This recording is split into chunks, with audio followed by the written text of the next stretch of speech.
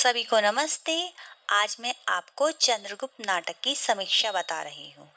चंद्रगुप्त नाटक का प्रकाशन वर्ष 1931 है। ये जयशंकर प्रसाद द्वारा रचित है।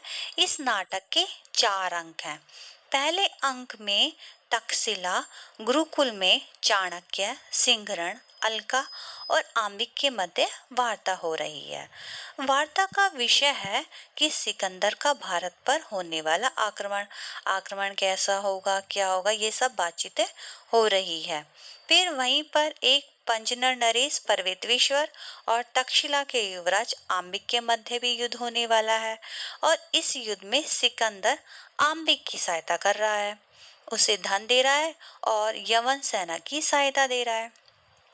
फिर चाणक्य है, वह चंद्रगुप्त और सिंहरण को सैन्य योजना बताते हैं और आम्बिक की बहन अलका भी चंद्रगुप्त की इस सैन्य योजना में उनके साथ है।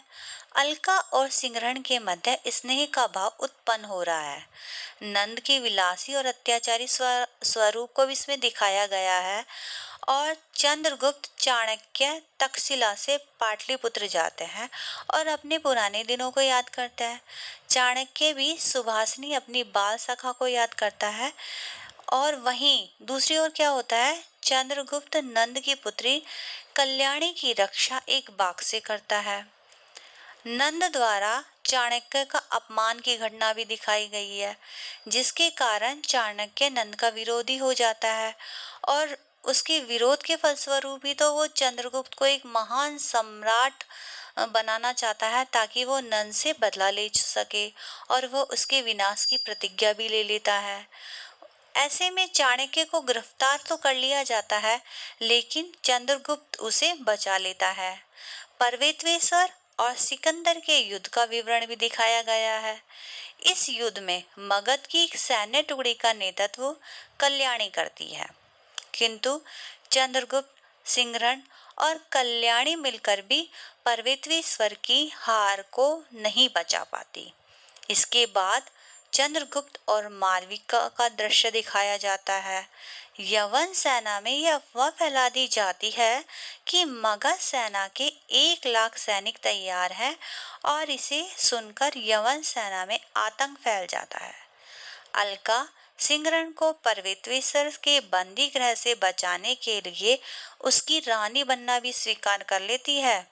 जब पर्वतेश्वर सिकंदर की सहायता के लिए जाता है तो ऐसे में अलका राजमहल से भाग जाती है। भारत से लौटते हुए सिकंदर पर आक्रमण की योजना भी बनाई जाती है, आक्रमण भी होता है। युद्ध में घायल होकर सिकंदर संधि के लिए विवश हो जाता है और सिकंदर को उसके देश वापस लौटने का आदेश दिया जाता है। इसमें भी यहाँ पर चंद्रगुप्त की दयालुता दिखाई जाती है कि कैसे वो उसको वापस उसके घर भेज देता है। फिर तीसरे अंक में मगध की राजनीति का वर्णन होता है। अलका और सिंहरण का विवाह हो जाता है, जिसमें सिकंदर भी आता है। चाणक्य अपनी कूटनीति का प्रयोग करता है और राक्षस को नंद राजा के खिलाफ भड़काता है। यहाँ कार्नेलिया और चंद्रगुप्त का प्रणय प्रसंग फिर दिखाया जाता है। फिर फिलिप्स का चंद्रगुप्त को युद्ध के लिए ललकारना तथा इस युद्ध में फिलिप्स का वध हो जाना भी दिखाया जाता है। चंद्रगुप्त और कार्नेलिया का विवाह हो जाता है। इसके बाद नंद की कामुकता और उसकी क्रूरता भी दिखाई जाती है, जिसके कारण जनता में विद्रोह की भावना उत्पन्न हो जाती है। चाणक्य द्वारा अपनी कूटनीति का प्रयोग करता है और सक्कटार द्वारा नंद का वध करवा देता है और मगध का साम्राज्य चंद्रगुप्त को प्राप्त हो जाता है। फिर चौथे अंक में भारत को एक अखंड देश बनाने की ओर आगे बढ़ता जाता है। यहाँ पर चाणक्य फिर से अपनी कूटनीति का प्रयोग करता है और पर्वतेश्वर और मगध का एक हिस्सा चाहता है, जबकि दूसरी ओर कल्याणी चंद्रगुप्त को पाना चाहती है।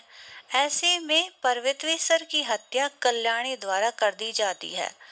इसके बाद कल्याणी चंद्रगुप्त से प्रणय संबंध स्थापित करती है और लेकिन उसके पिता के द्वारा उसकी मनाही कर दी जाती है, तो कल्याणी क्या कर लेती है, आत्महत्या कर लेती है। फिर चाणक्य क्या करता है, राक्षस को अमात्य बना देता है और खुद सब कुछ त्याग कर चंद्रगुप्त के माता पिता के साथ संन्यास के लिए चला जाता है। ये नाटक फिर यहीं समाप्त होता है। धन्यवाद।